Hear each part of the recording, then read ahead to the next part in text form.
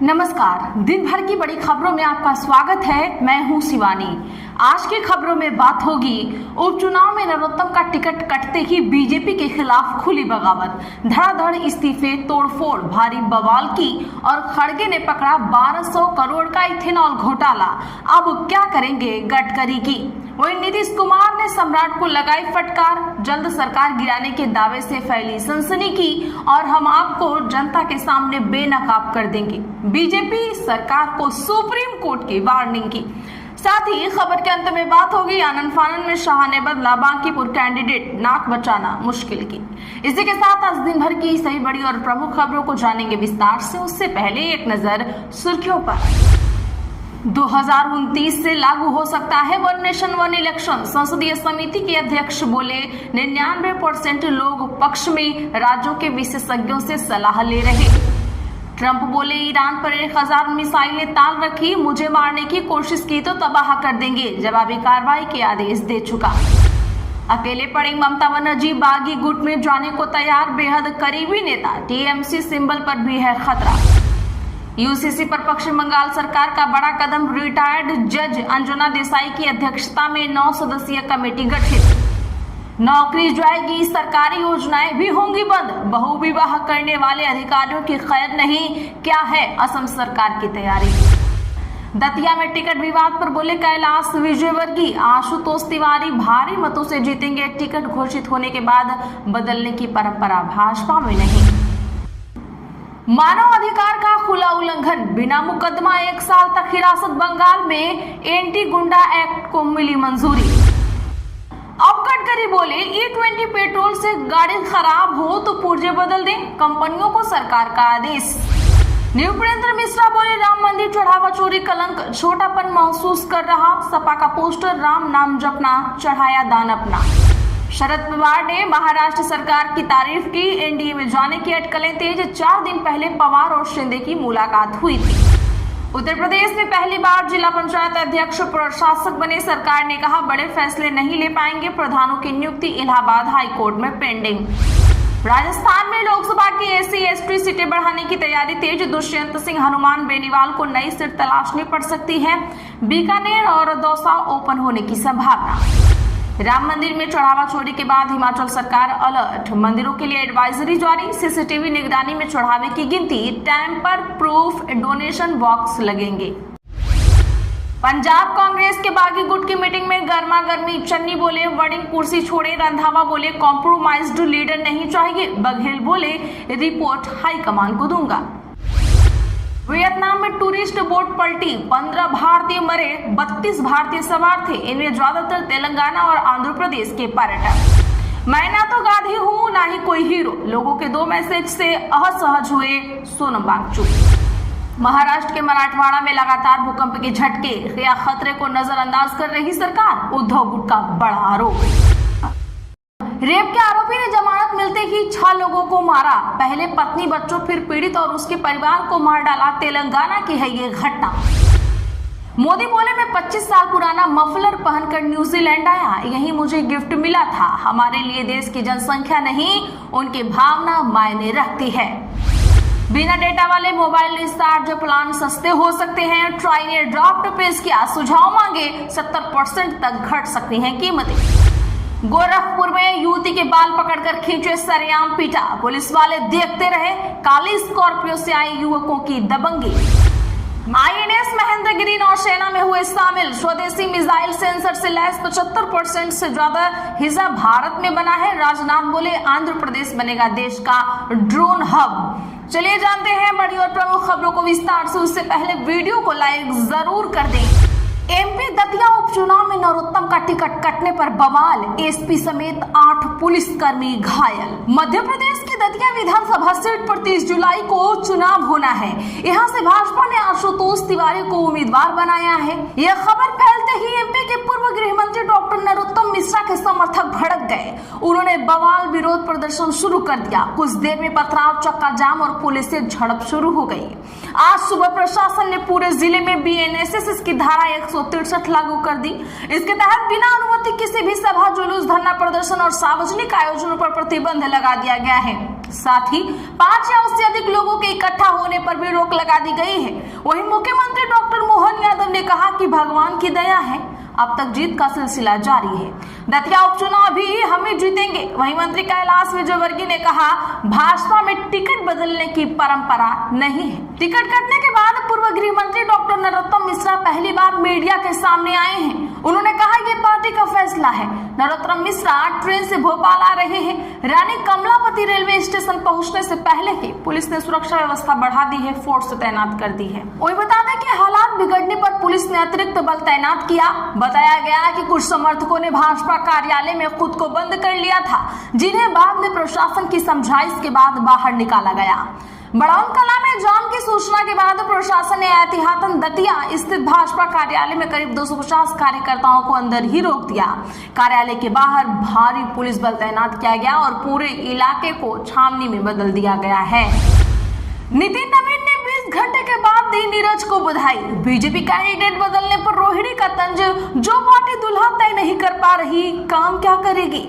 जी हाँ, बता दें कि भाजपा के राष्ट्रीय अध्यक्ष नितिन नवीन के राज्यसभा जाने से खाली हुई बिहार की बांकीपुर विधानसभा सीट के उपचुनाव में भाजपा को नामांकन के अगले ही दिन अपना कैंडिडेट बदलना पड़ा। पहले घोषित कैंडिडेट अभिषेक सिन्हा के नाम वापस लेने का ऐलान कर दिया गया। पार्टी ने उनकी जगह नीरज सिन्हा को नया उम्मीदवार बनाया है। बांकीपुर में 30 जुलाई को वोटिंग है और 3 अगस्त को काउंटिंग होगी। बीजेपी के राष्ट्रीय अध्यक्ष नितिन नवीन ने बांकीपुर सीट से पार्टी के नए उम्मीदवार नीरज सिन्हा को करीब 20 घंटे बाद बधाई दी है। 72 घंटे में भाजपा कैंडिडेट के बदले जाने पर लालू यादव की बेटी रोहिणी आचार्य ने तंज कसा है। उन्होंने एक्स पर लिखा, नामांकन खत्म होने के 3 दिन पहले तक जो पार्टी अपना दुल्हा तक तय नहीं कर पा रही, वो क्षेत्र का भविष्य क्या खाक तय करेगी। रोहिणी आचार्य ने लिखा, अंतिम वक्त पर प्रत्याशी बदलना साफ तौर पर यह दर्शाता है कि बीजेपी को यह आभास हो गया है कि बांकीपुर में जमीन खिसकने वाली है। अंतिम वक्त का बदलाव रणनीति नहीं बल्कि चुनावी डर का सबसे बड़ा सबूत है। खरगे बोले, एमपी में 1200 करोड़ का चावल घोटाला, बच्चों के पोषण का चावल एथेनॉल के खेल में घुमाया सरकार जिम्मेदार। बता दें कि कांग्रेस के राष्ट्रीय अध्यक्ष मल्लिकार्जुन खड़गे ने मध्य प्रदेश में एथेनॉल उत्पादन के नाम पर सरकारी चावल के कथित घोटाले को लेकर भाजपा सरकार पर तंज कसा है। खड़गे ने कहा कि मध्य प्रदेश आज भाजपा सरकार के भ्रष्टाचार और लूट का केंद्र और भ्रष्टाचार का पर्याय बन चुका है। उन्होंने करीब 1200 करोड़ के चावल घोटाले का जिक्र करते हुए आरोप लगाया कि कुपोषित बच्चे, गर्भवती महिलाएं और किशोरियों के पोषण के लिए इस्तेमाल होने वाले चावल को मुनाफे के खेल में घुमाया गया। दरअसल मीडिया ने अपनी पड़ताल में मध्य प्रदेश में एथेनॉल उत्पादन के नाम पर करीब 1160 करोड़ के सरकारी चावल के कथित खेल का खुलासा किया था।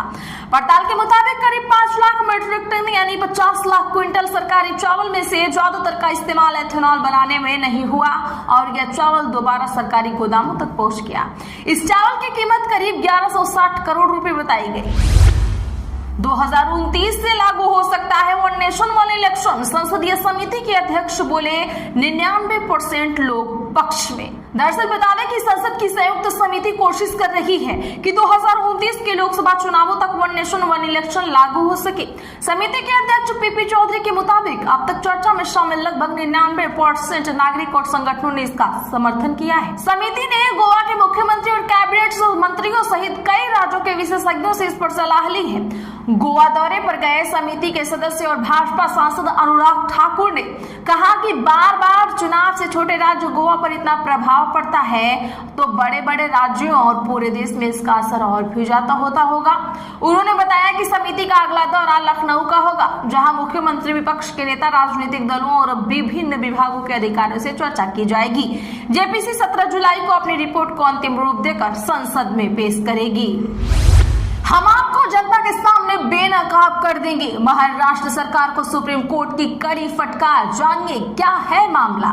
जी हाँ दोस्तों, बता दें कि सुप्रीम कोर्ट ने एक आपराधिक मामले में विदेशी नागरिक की जमानत याचिका का विरोध करने पर महाराष्ट्र सरकार को कड़ी फटकार लगाई है। कोर्ट ने सख्त लहजे में चेतावनी देते हुए कहा कि अगर राज्य सरकार का यही ढर्रा रहा तो वे उसे जनता के सामने बेनकाब कर देंगे। आपको बता दें कि जस्टिस अहसानुद्दीन अमानुल्लाह और जस्टिस सील नागू की पीठ के एक विदेशी नागरिक की जमानत याचिका पर सुनवाई कर रही थी। सुनवाई के दौरान सुप्रीम कोर्ट ने महाराष्ट्र सरकार के काम करने के तरीके पर गहरी नाराजगी जताई है। कोर्ट ने कहा, हमें हर दिन महाराष्ट्र में ऐसे मामले मिलते हैं। आप लोग जमानत का तो पूरी ताकत से विरोध करते हैं, लेकिन मुकदमों को तेजी से पूरा करने के लिए कोई कदम नहीं उठाते। जब हम मामले की जांच करते हैं तो पता चलता है कि सबूत बहुत कमजोर है। हम आपको जनता के सामने बेनकाब कर देंगे। अकेली पड़ी ममता बनर्जी बागीगुट में जाने को तैयार बेहद करीबी नेता। टीएमसी सिंबल पर भी मंडरा रहा खतरा। पश्चिम बंगाल की राजनीति में चल रही उथल पुथल के बीच एक बड़ी खबर सामने आई है। पूर्व मुख्यमंत्री ममता बनर्जी के बेहद करीबी माने जाने वाले बीरभूम के कद्दावर नेता अनुव्रत मंडल अब ऋतुव्रत बनर्जी के नेतृत्व वाले बागीगुट में शामिल हो सकते हैं। बागीगुट के विधायकों ने खुद इसके स्पष्ट संकेत दिए हैं। ईएम बाईपास स्थित एक निजी होटल में बागीगुट की राष्ट्रीय कार्य समिति की 2 दिवसीय बैठक आयोजित की जा रही है। बैठक के पहले दिन पत्रकारों से बात करते हुए ऋतुव्रत बनर्जी ने एक बड़ा दावा किया। उन्होंने कहा, 4 मई से मेरी अनुव्रत मंडल के साथ कम से कम 30 बार बातचीत हो चुकी है। वहीं एक अन्य बागी विधायक अकुम जन्नाम ने भी सस्पेंस बढ़ाते हुए, बस एक दिन और इंतजार कीजिए, सब कुछ साफ हो जाएगा। दूसरी तरफ जब इसके बारे में खुद अनुव्रत मंडल से पूछा गया तो उन्होंने मीडिया के सवालों का जवाब देने से साफ मना कर दिया है। नीतीश कुमार ने मुख्यमंत्री को लगाई फटकार। तेज प्रताप यादव का दावा, बिहार में जल्द सरकार गिरने वाली है।